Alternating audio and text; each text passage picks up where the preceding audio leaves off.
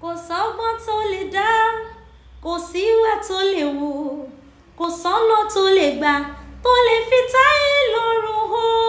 Ẹ ǹlẹ́ o gbogbo ojú tó ń wò mí àti etí tó ń gbọ́ mi. Yorùbá bọ̀ wọ́n ní má tẹ̀ lọ́wọ́ onílé, má tẹ̀ lọ́wọ́ àlejò, ọwọ́ ara ẹni là á ti ń tẹ́.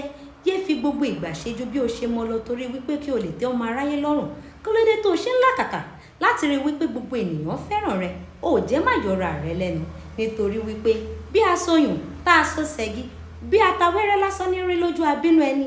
Ọmọ aráyé tó ṣe wípé òjò tó ń rọ̀ gan ọwọ́ ọmọ rírì rẹ̀, bí òjò bá bẹ̀rẹ̀ wá ní ha òjò yìí tún ti ń rọ̀, bí a sì wà lásìkò ẹ̀rùn wá ní ooru yìí pọ̀ jù. Wọ́n ò fi ṣe kàràrà, àdániwáyé ló dá wọn gbẹ̀. Àjogún ẹ̀wù kò mọ ìyá agbádá ńlá. Ẹ bá jẹ́ a máa ṣe ohun gbogbo ní ìwọ̀ntúnwọ̀nsì. Elédùmarè àkókò kọ gbogbo wa mọ̀ ọ́ ṣe o. Ẹ ṣé gbogbo ẹ̀yin olùgbọ́. Orúkọ tèmi ni Dọlápọ̀ ọmọ Ògúnlànà. Ó dàbọ̀.